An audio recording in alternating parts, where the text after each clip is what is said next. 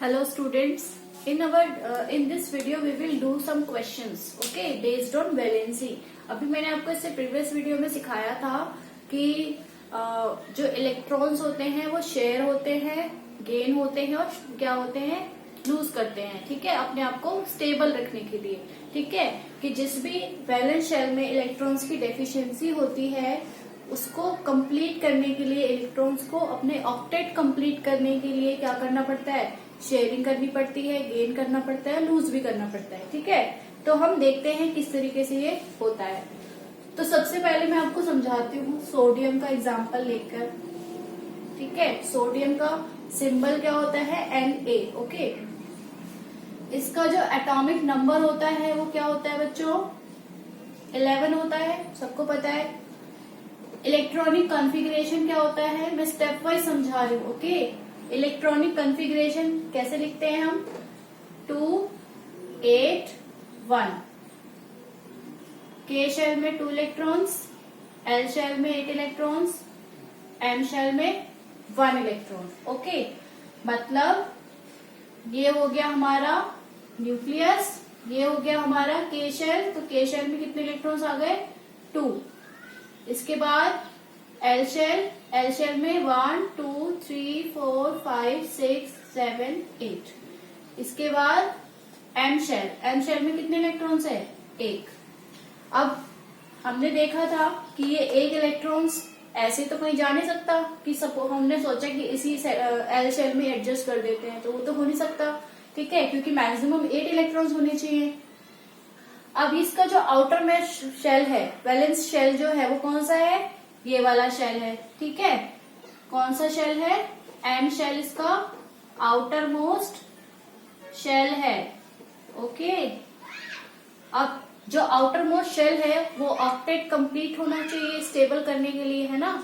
इसको स्टेबल होने के लिए इसका जो ऑक्टेट है, जो बाहर वाला आउटर मोस्ट शेल है, उसका ऑक्टेट कंप्लीट होना चाहिए। ऑक्टेट कंप्लीट करने के लिए इसके पास 8 इलेक्ट्रॉन्स होने चाहिए कंप्लीट, लेकिन इसके पास तो 1 ही इलेक्ट्रॉन है। अब पॉसिबल है कि ये किसी से 7 इलेक्ट्रॉन्स ले ले, कोई किसी से 7 इलेक्ट्रॉन्स अगर लेगा तो कोई इसको देगा 7 इलेक्ट्रॉन्स, क्योंकि उसके लिए बहुत एनर्जी चाहिए। तो ये क्या सोचेगा कि क्यों ना मैं ही अपना 1 इलेक्ट्रॉन्स किसी को दे दूं और मैं अपने आप को स्टेबल कर दूं, ठीक है। मतलब कि इसका जो आउटर मोस्ट शेल है, इसके पास 1 इलेक्ट्रॉन है आउटर मोस्ट शेल में। 1 इलेक्ट्रॉन तो वो आसानी से दे सकता है ना, बजाय 7 किसी से लेने के। अब ये क्या करेगा, ये सोचेगा कि ठीक है मैं ही अपना 1 इलेक्ट्रॉन्स दे देता हूं। तो ये क्या करेगा, ये देखेगा क्लोरीन को। अब क्लोरीन के बारे में पता है आपको, क्लोरीन का एटॉमिक नंबर क्या होता है, 17। इलेक्ट्रॉनिक कॉन्फ़िगरेशन क्या लिखते हैं हम, 2, 8, 7।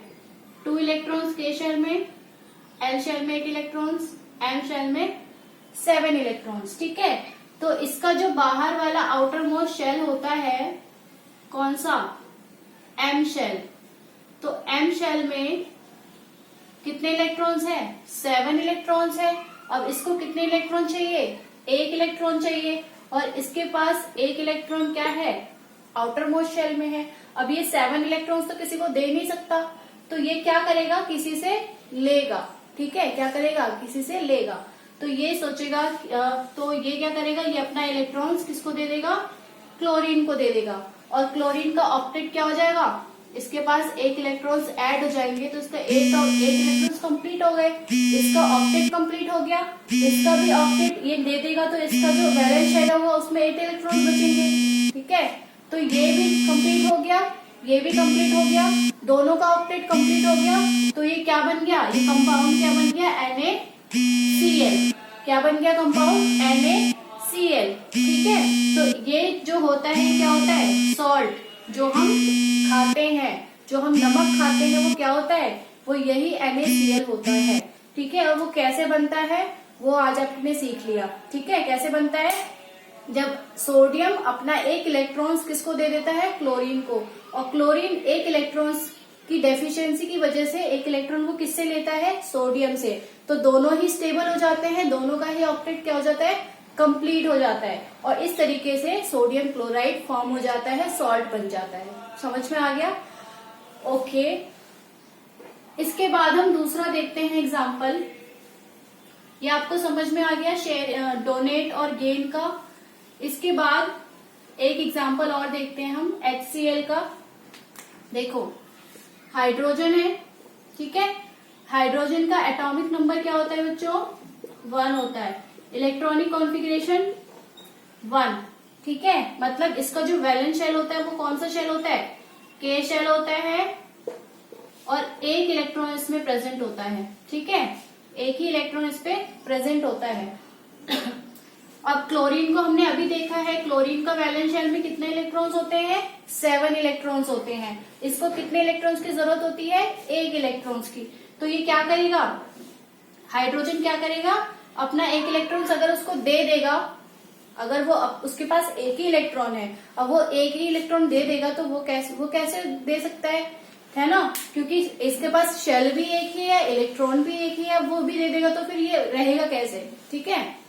तो ये क्या करेगा, क्लोरीन के साथ क्या कर लेगा, शेयरिंग कर लेगा। कैसे शेयरिंग कर लेगा कि देखो ये हाइड्रोजन है, ठीक है, इसका ये इलेक्ट्रॉन मैंने बना दिया डॉट से सॉरी, मैं आपको यहां पर बना के दिखाती हूँ सॉरी, क्लोरीन है, ठीक है, क्लोरीन के जो आउटर मोस्ट इलेक्ट्रॉन है ना, आउटर मोस्ट शेल के जो इलेक्ट्रॉन है कितने हैं? 7 है।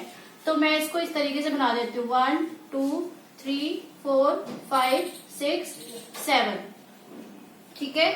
हाइड्रोजन का जो एक इलेक्ट्रॉन है उसको मैंने इस तरीके से डॉट से बना दिया, ठीक है। अब देखो, ना ही अपने 7 इलेक्ट्रॉन्स किसी को दे सकता है, और ना ही ये अपना 1 इलेक्ट्रॉन किसी को दे सकता है, नहीं देगा ना, एक ही इलेक्ट्रॉन है इसके पास, वो भी दे देगा, तो ये कैसे रहेगा, ठीक है। तो ये क्या करेंगे, आपस में शेयरिंग कर लेंगे। कैसे शेयरिंग कर लेंगे, ये कहेगा कि चलो हम दोनों आपस में शेयरिंग कर लेते हैं।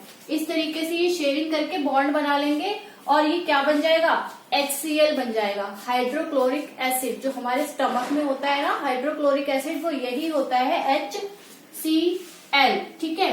अब देखो इसके पास 1 इलेक्ट्रॉन था, इसके पास आउटर मोस्ट में 7 इलेक्ट्रॉन थे, तो 1 इलेक्ट्रॉन इसने अपने आउटर मोस्ट शेल से शेयर कर लिया हाइड्रोजन के साथ, और इसका जो आउटर मोस्ट शेल था जिसमें एक ही इलेक्ट्रॉन था उसने क्लोरीन के साथ। तो इसका इस तरीके से डुप्लेट कंप्लीट हो गया, 2 इलेक्ट्रॉन्स इसको मिल गए, इसका डुप्लेट कंप्लीट हो गया, और इसका जो क्लोरीन को 1 इलेक्ट्रॉन्स की कमी थी वो इसको हाइड्रोजन से शेयरिंग पे मिल गई। तो इसका ऑक्टेट कंप्लीट हो गया और इसका डुप्लेट कंप्लीट हो गया।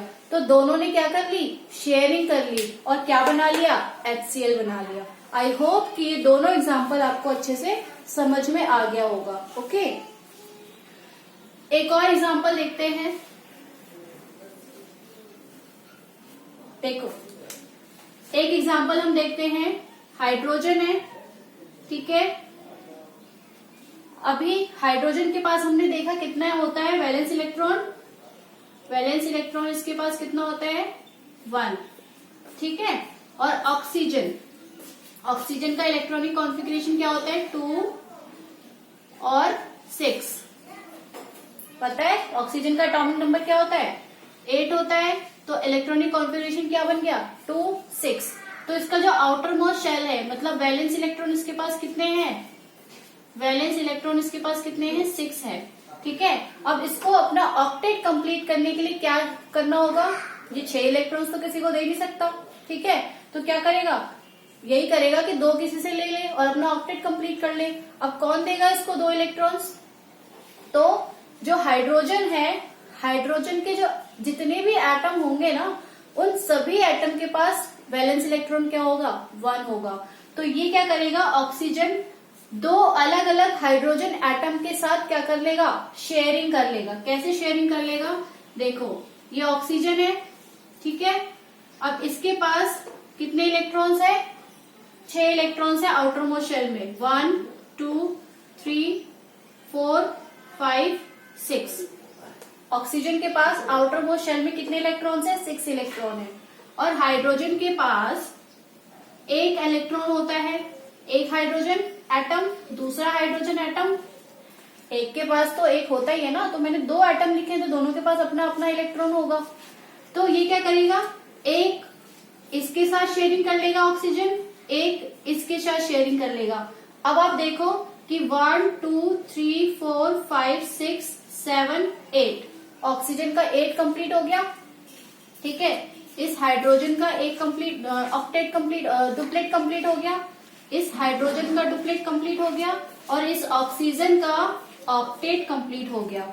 और ये क्या बन गया, ये बन गया H2O मॉलिक्यूल। जो हम पानी पीते हैं ना, वाटर, वो यही होता है H2O मॉलिक्यूल। समझ में आ गया? आई होप कि ये एग्जांपल्स आपको अच्छे से समझ में आ गए हैं। ठीक है, अब ये कुछ क्वेश्चंस थे वैलेंसी के, तो इसको आप यहाँ से भी नोट डाउन कर सकते हो, उसके बाद मैं आपको नोट्स भी दे दूंगी। Okay, thank you.